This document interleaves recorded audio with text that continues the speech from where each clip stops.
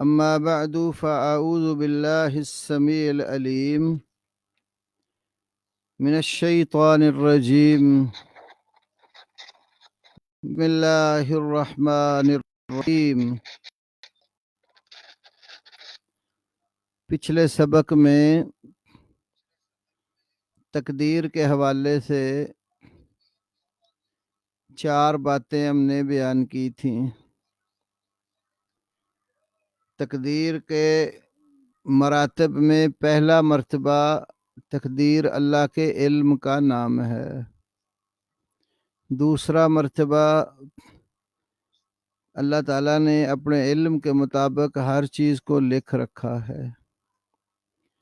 تیسرا مرتبہ کہ اللہ تعالیٰ کا ارادہ اور اس کی مشیت وہ ہر ارادے اور مشیت پر غالب ہے. جو وہ چاہتا ہے وہی ہوتا ہے، اس کی مشیت کے خلاف کچھ نہیں ہوتا. پانچواں مرتبہ تخلیق کہ ساری کائنات اللہ نے پیدا کی ہے، اور جتنے حوادث اس کائنات میں رونما ہوتے ہیں ان سب کا خالق اللہ ہے. کچھ لوگ جو تقدیر کا انکار کرتے ہیں تو اس کا سبب یہ ہوتا ہے کہ وہ اپنی انسانی عقل کے اوپر ہر چیز کا انحصار کر لیتے ہیں، اور جو چیز اللہ کے احکامات اور اس کی قدر اور قضا میں سے ان کی عقل میں نہیں آتی اس کا انکار کر دیتے ہیں. اور انسان کی گمراہی کا اصل باعث اور سبب اپنی عقل کے ساتھ اس کا دھوکہ کھانا ہے، اور وہ سمجھ بیٹھتا ہے کہ اس کی ہر چیز کا احاطہ کر لیتی ہے. چند چیزیں تو انسان کی عقل میں آ جاتی ہیں، لیکن پوری کائنات انسانی عقل اس کا ادراک نہیں کر سکتی. اسی لیے تقدیر کے بارے میں گہرائی میں جا کر غور و خوض کرنے سے بھی شریعت روکتی ہے. ہمارا حق یہ ہے کہ یہ اللہ رب العالمین کا جو بنایا ہوا نظام ہے اس کو تسلیم کریں اور اس کی قضا اور قدر پر یقین رکھیں. جو چیزیں اس نے ہم سے مخفی رکھی ہیں ان کو ہم مان جائیں اور ان کے بارے میں بحث اور تمہید سے گریز کریں. اور جو اوامر اور نواہی اللہ پاک نے ہمیں دیے ہیں جو اپنی جگہ پر بالکل محکم، واضح اور اٹل ہیں، ہم ان کی پیروی کریں. اور جو چیزیں متشابہات کے قبیل سے ہیں یا اللہ پاک نے ہم سے پوشیدہ رکھی ہیں تو ہم ان میں زیادہ غور و خوض نہ کریں. جتنی بات کتاب اللہ اور سنت رسول اللہ صلی اللہ علیہ وسلم میں وارد ہو گئی اس کے اوپر ایمان لے آئیں. امام دولابی نے اپنی کتاب الکنیٰ والاسماء کے اندر 1344 نمبر ہے، اور ابن بطہ نے اپنی کتاب الابانہ میں تقدیر کی بحث کے ضمن میں 1280 اور 1992 نمبر پر عبداللہ ابن عمر رضی اللہ تعالی عنہ کا ایک قول نقل کیا ہے.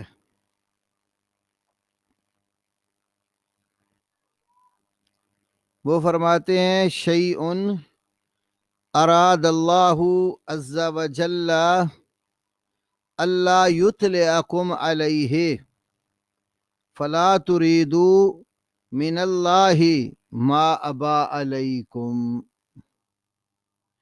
تقدیر ایک ایسی چیز ہے کہ اللہ پاک نے اس کے متعلق یہ ارادہ رکھا ہوا ہے کہ تمہیں اس پر اطلاع نہ دے،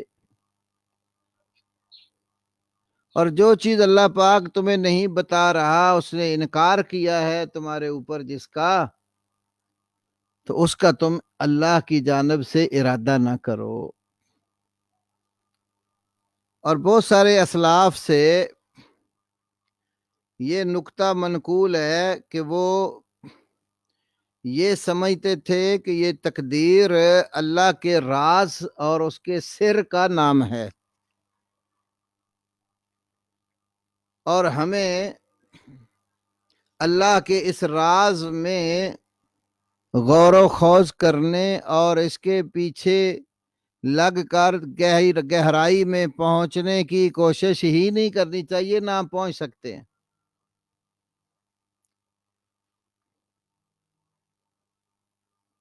جلدی کر، میرے قریب ہی رکھ، خراب ہو جانا جلدی۔ سیدنا علی مختصر کر کے مکا رضی اللہ تعالی عنہ کہتے ہیں،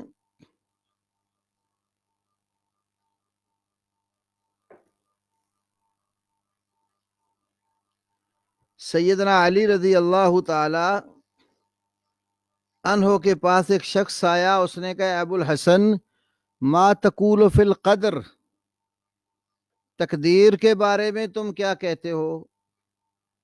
فقال، تو انہوں نے فرمایا طریق مظلم فلا تسلک ہو، یہ ایک ایسا راستہ ہے جو تیرے لیے اندھیرا ہے، تو اس راہ کے اوپر مت چل۔ فقال یا ابا الحسن ما تقول فی القدر، پھر اس نے کہا ابو الحسن تقدیر کے بارے میں کیا کہتے ہو؟ فرمایا بحر عظیم فلا تلج ہو، یہ بہت بڑا سمندر ہے، تو اس میں داخل مت ہو۔ تیسری بار وہ کہتا ہے ابو الحسن ما تقول فی القدر، تقدیر کے بارے میں تم کیا کہتے ہو؟ فرمایا سر اللہ فلا تکلف ہو، یہ اللہ کا راز ہے، تو اس کی تکلیف نہ کر۔ تو ہمارے اسلاف نے اس سے منع کیا ہے کہ اس گہرے سمندر میں جو بڑا بحر بے کراں ہے، اس میں غوطہ زن ہو کر اللہ کے راز کو ڈھونڈنے کی کوشش نہ کرو، اس لیے کہ تمہاری عقل کا دائرہ ہی اتنا نہیں ہے کہ تم اس میں اللہ کے راز کو جو ہے نا وہ سما سکو اور اس کا احاطہ کر سکو۔ ایک حدیث بھی ہے سلسلے میں، حسن سند سے مروی ہے،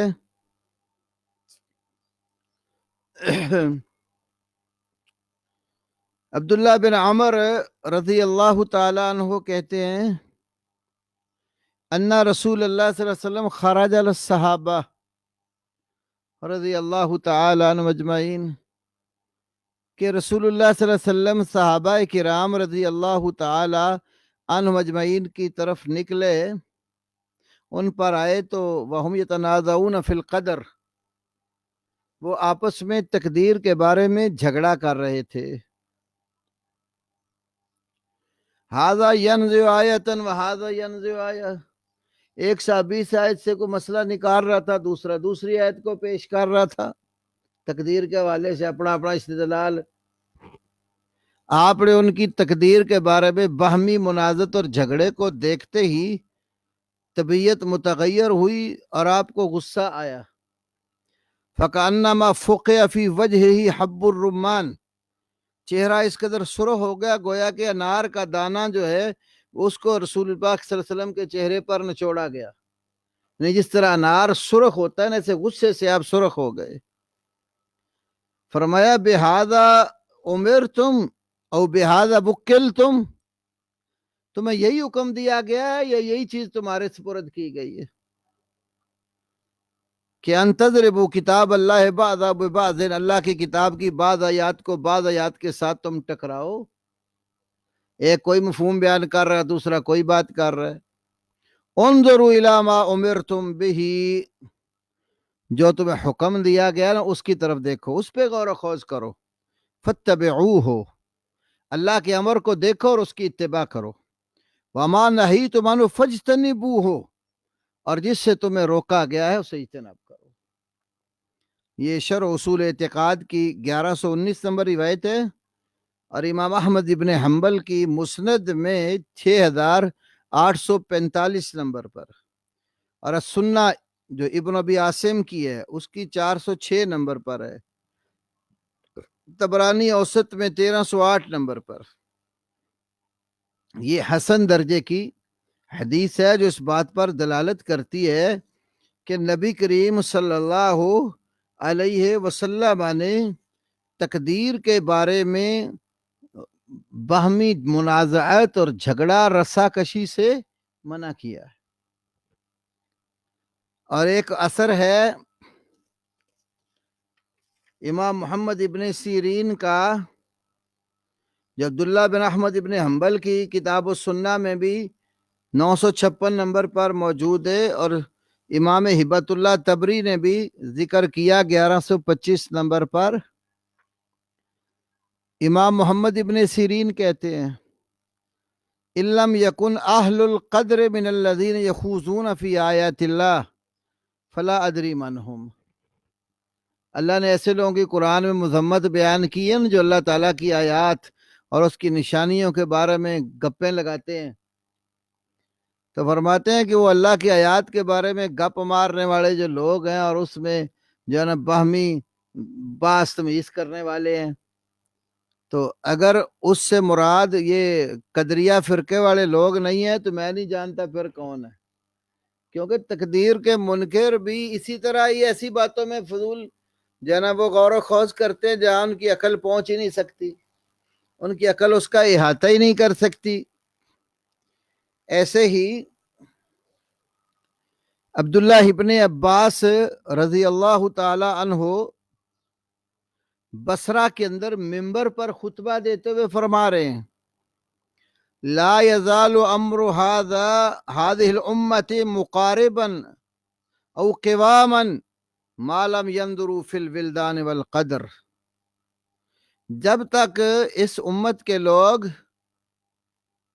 بچوں اور تقدیر کے بارے میں، بچوں کے مسئلے میں کفار کے بچے جنت جائیں گے جہنم جائیں گے، ان ابحاث میں جب تک لوگ اس مسئلے میں نہیں پڑیں گے نا تو ان کا معاملہ درست اور سیدھا رہے گا، اور اگر ان چیزوں کی غور و خوض میں لگ گئے جو ان کے اپنے عمل کی چیزیں نہیں ہیں تو پھر گمراہ ہو جائیں گے۔ یہ اثر ابن حبان کی صحیح میں 6724 نمبر پر، حاکم کی مستدرک میں 93 نمبر پر موجود ہے، اور طبرانی کی معجم کبیر 12ویں جلد میں 12764 نمبر پر، اور سند کے اعتبار سے یہ اثر بالکل صحیح ہے۔ اسی طرح ابن عباس کا ایک اور اثر ہے،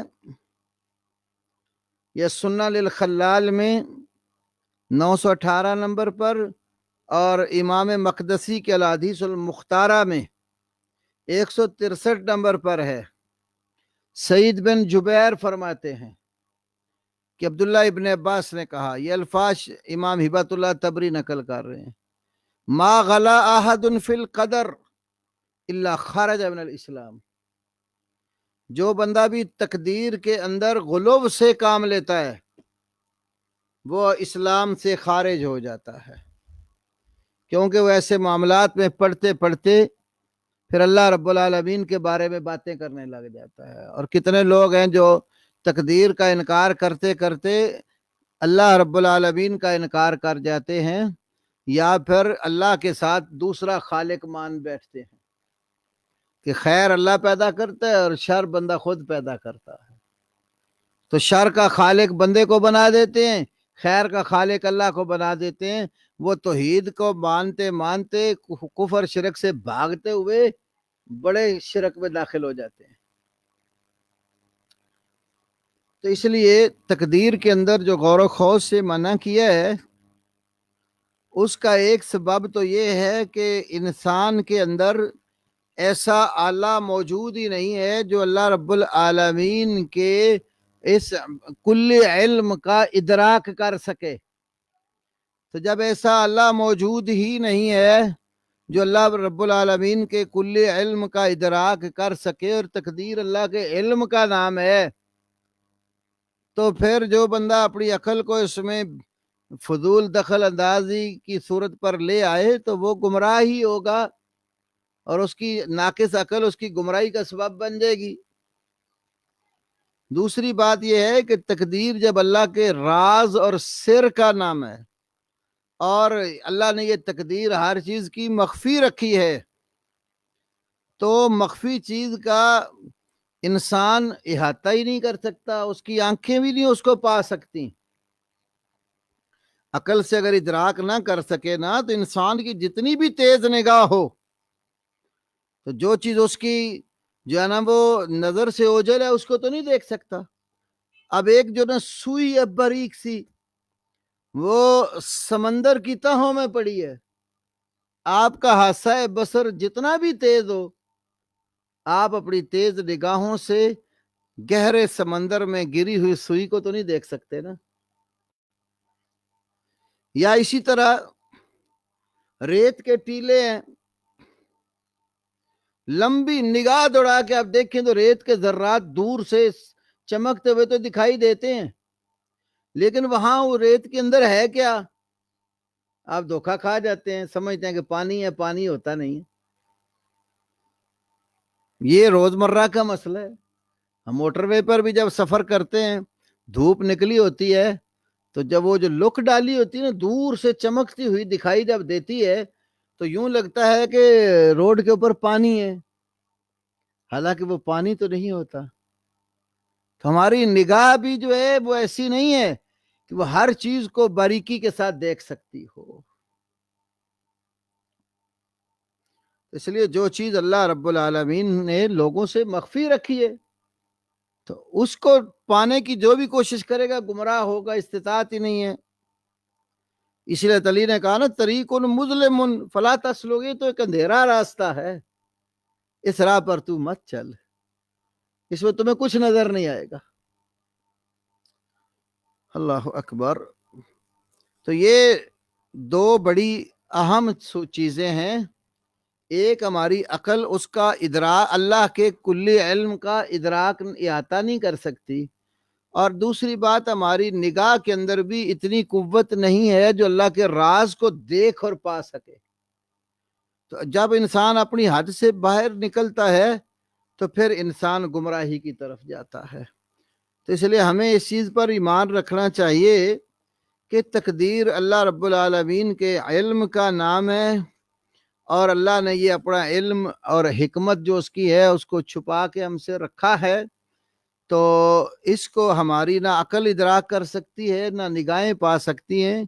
تو جو اللہ نے ہمیں حکم دیا ہے وہ ہے اوامر کی اتباع اور نواہی سے اجتناب۔ تو ہمیں اوامر کی اتباع کرنی چاہیے اور نواہی سے اجتناب کرنا چاہیے، اور اپنی عمل کی زندگی کو سدھارنا چاہیے، اس لیے کہ اس نے ہمیں یہاں ابتلاء اور آزمائش کے لیے بھیجا ہے، اور ہمیں بھی اس نے بولنے کا، دیکھنے کا، پینے کا، چکھنے کا، محسوس کرنے کا، اچھے برے میں تمیز کرنے کا اختیار دے رکھا ہے۔ تو ہم جتنا اختیار ہمارے پاس ہے ہم اس کے مکلف ہیں۔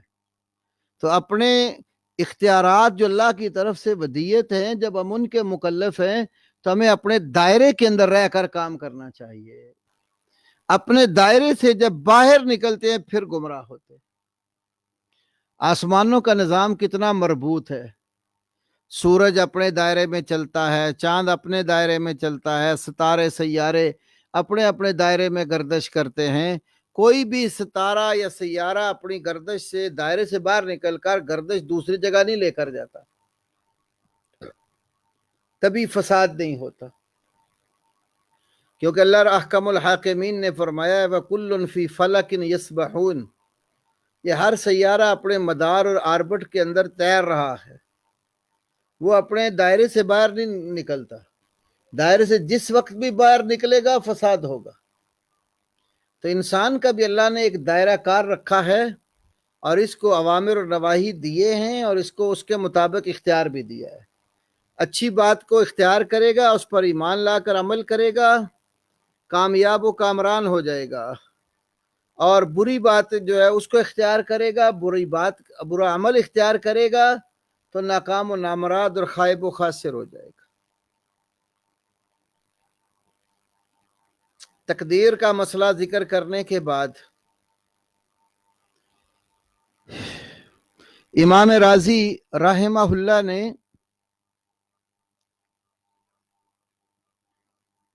فضائل صحابہ کو بیان کیا ہے، یہ بھی بڑی اہم بات ہے۔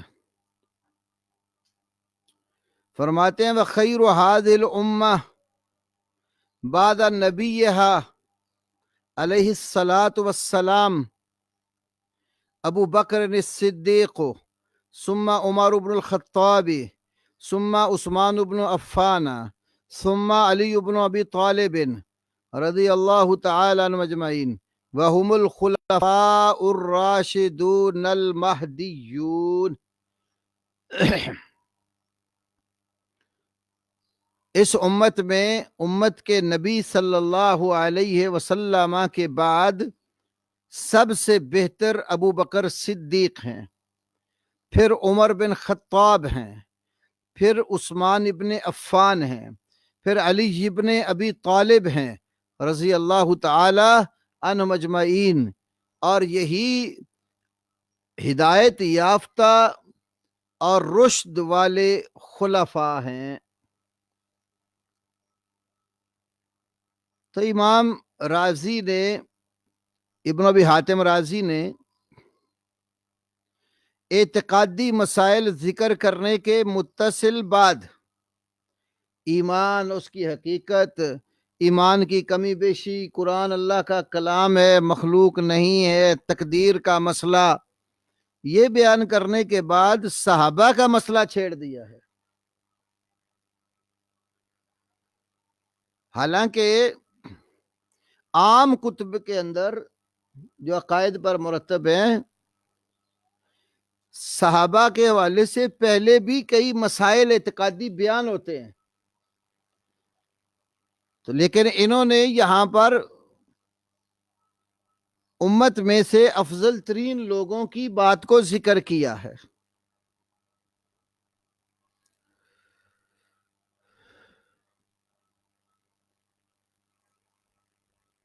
تو یہاں پر بات جو ایک تو یاد کرنے کی یہ ہے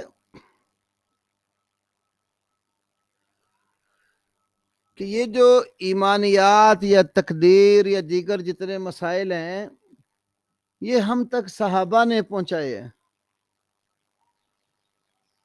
تو ان کو نہ ماننے کی وجہ سے صحابہ کے اوپر بھی تان آتا ہے۔ تو انہوں نے بنیادی چند اصولی مسائل بیان کر کے تو صحابہ کی بات شروع کر دی، اور صحابہ سے پہلے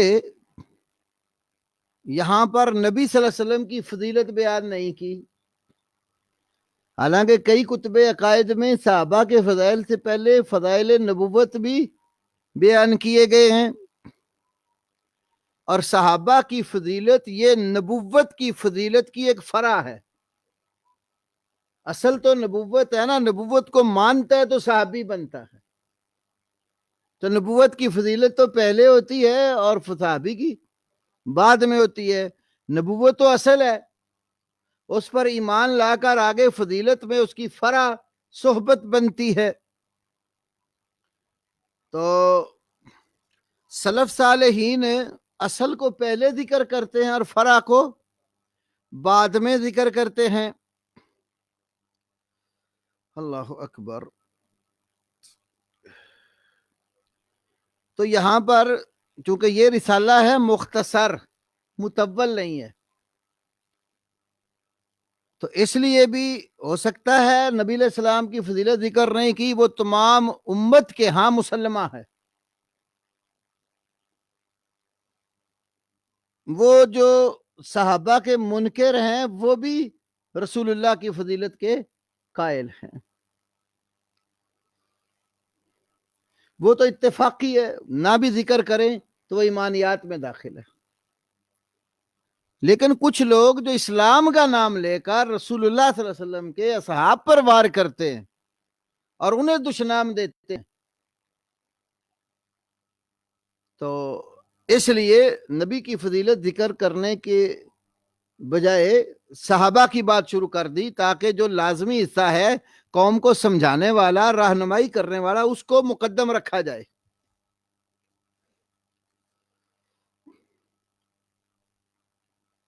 تو نبی صلی اللہ علیہ وسلم کی اور دیگر صحابہ کی جو فضیلت، یا دیگر انبیاء اور رسل کی جو فضیلت ہے رضی اللہ تعالیٰ اجمعین، اس پر تو قرآن بھرا پڑا ہے.